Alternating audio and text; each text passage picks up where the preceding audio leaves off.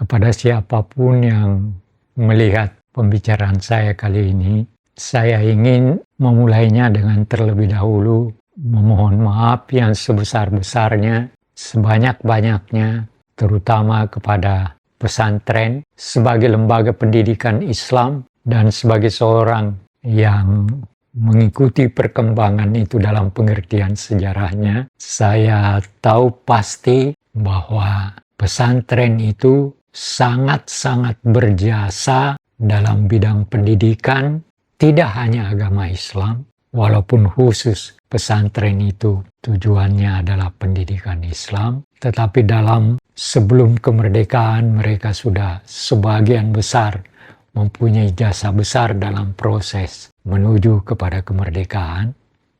Sekali lagi, memohon maaf, dan pembicaraan saya ini sama sekali tidak bermaksud untuk merusak dan menjelekkan nama pesantren.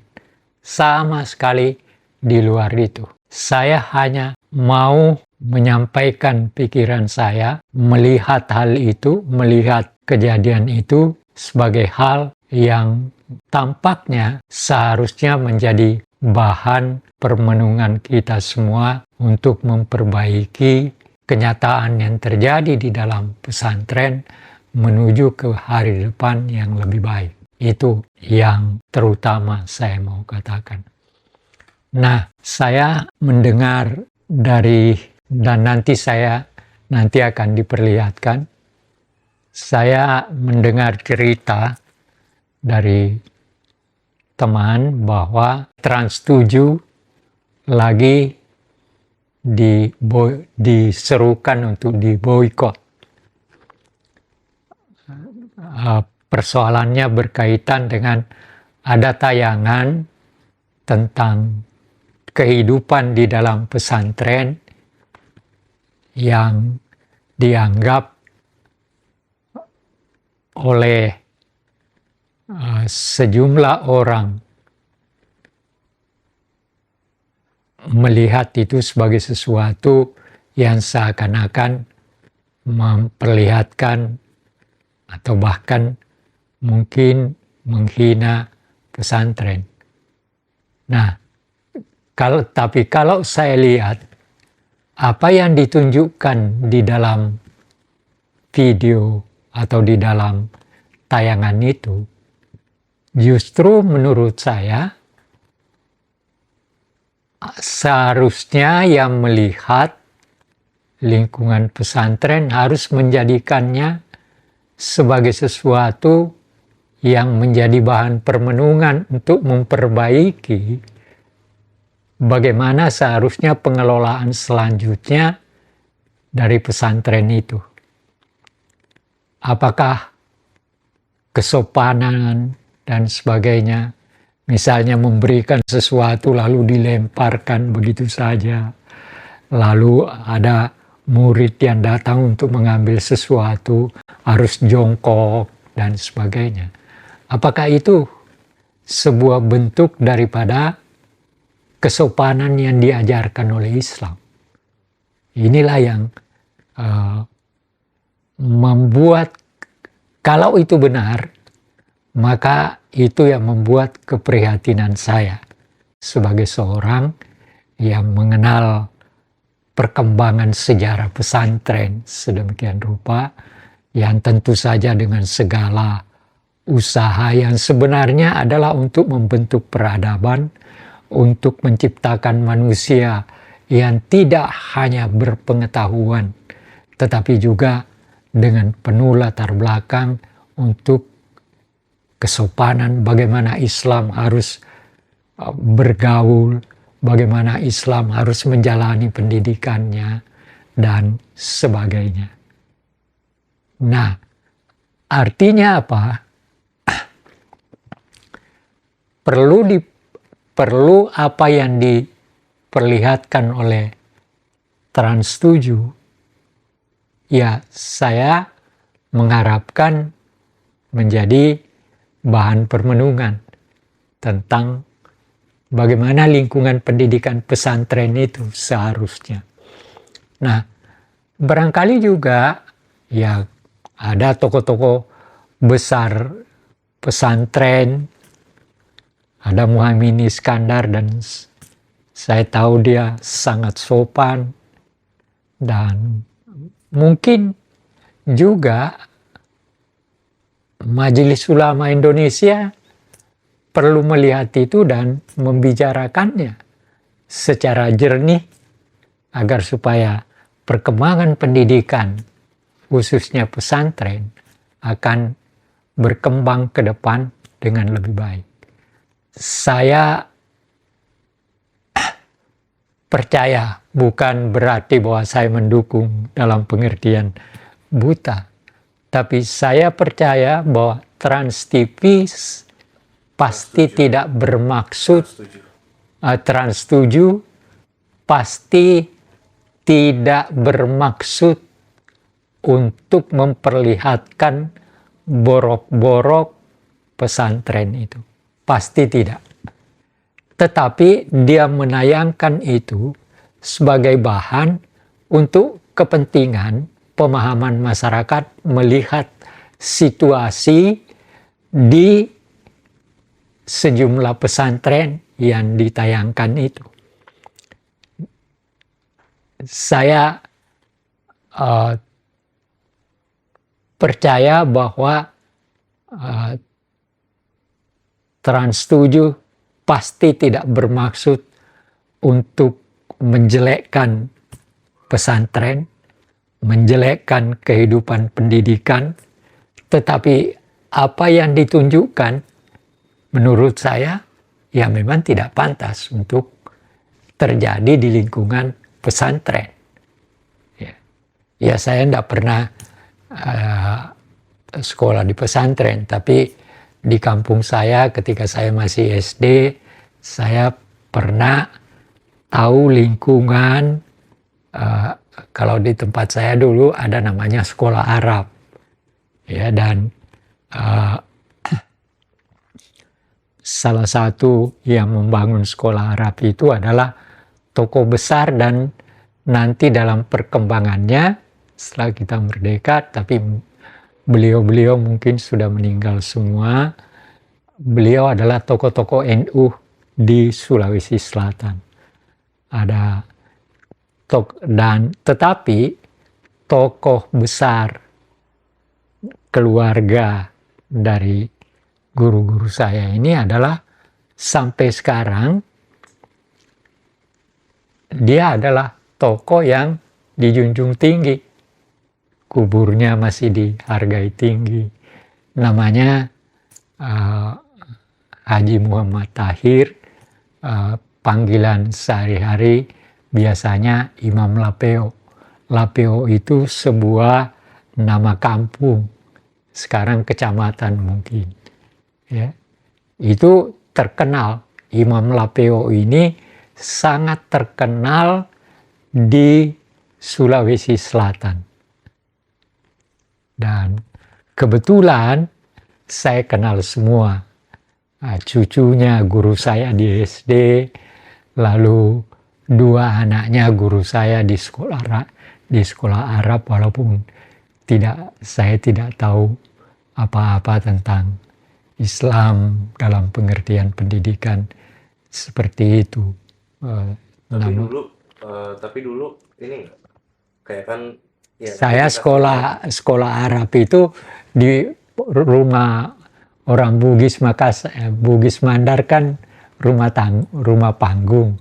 Jadi kami sekolah di bawah rumah panggung itu. Iya, maksudnya tapi dulu kan nanti diperlihatkan tayangan-tayangan kalau makan dilempar, buah digelindingin, jongkok-jongkok, dulu begitu nggak? Nggak ada. Ada hal yang saya ingin katakan. Begini, saya itu bisa lancar berbicara.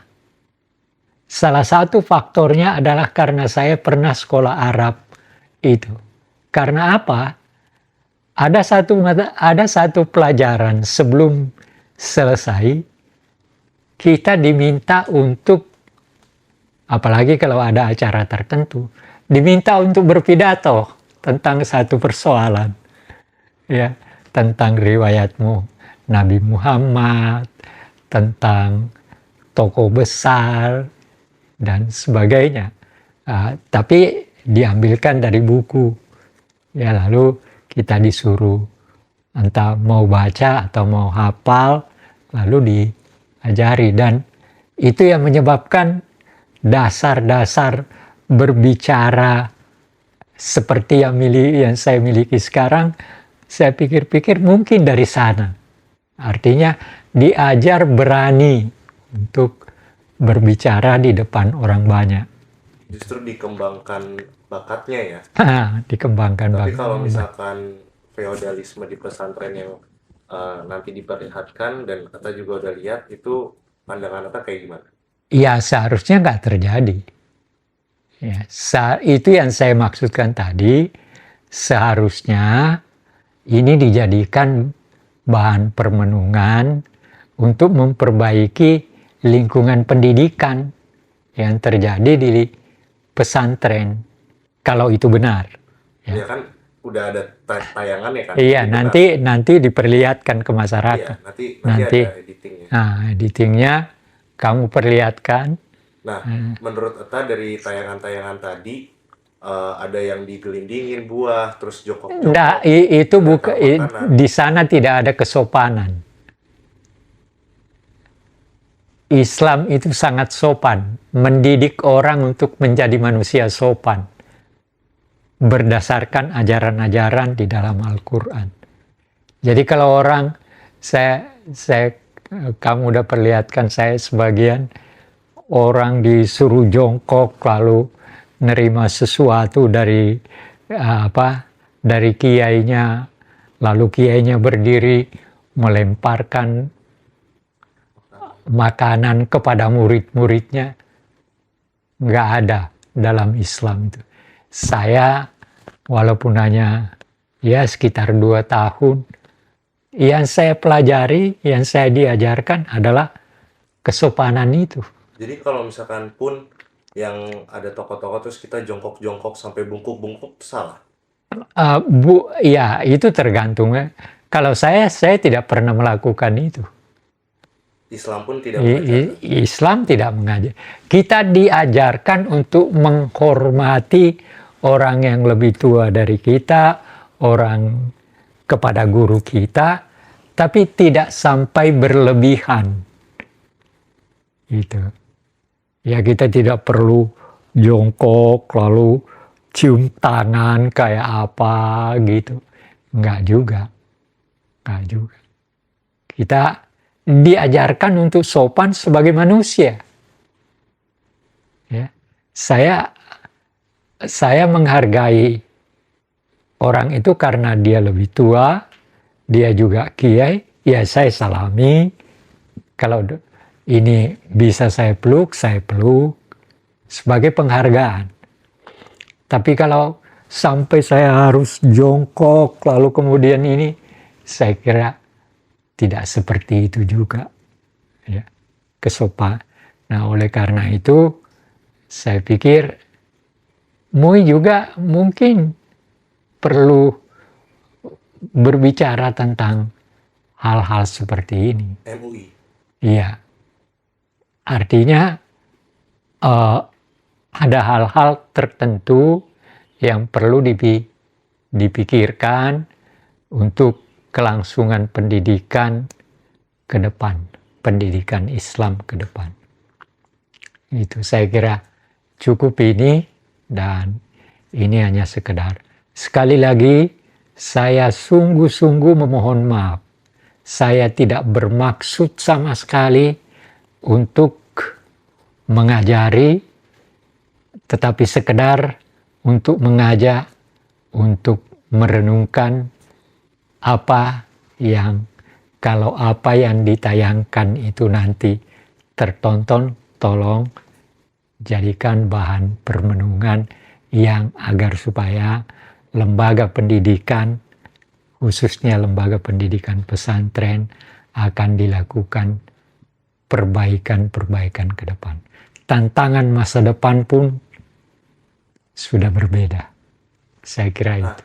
Ada ini terakhir untuk penutup, karena tiba-tiba keinget di Madilog dan dari penjara ke penjaranya Tan Malaka kan Buya Hamka menulis pengantar. Iya, Terus ada satu kalimat di mana Islam jika ingin tetap tanda kutip ya eksis atau banyak yang mengikuti dan menyampaikan ajarannya, itu harus berkembang sesuai zaman dan melakukan modernisasi yang sewajarnya. Jadi oke, kita modern, tapi kan ada beberapa yang kita bisa ambil dan enggak kan. iya.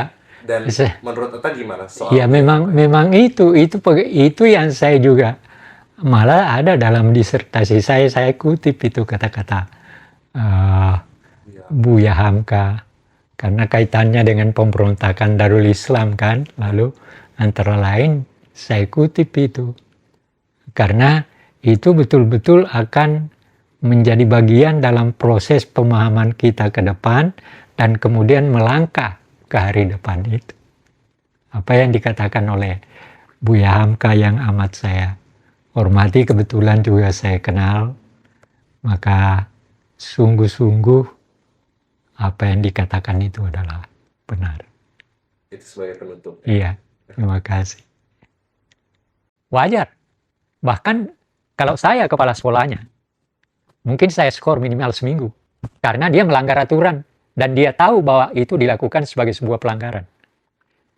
Jadi, teman-temannya yang mogok sampai seperti itu salah juga.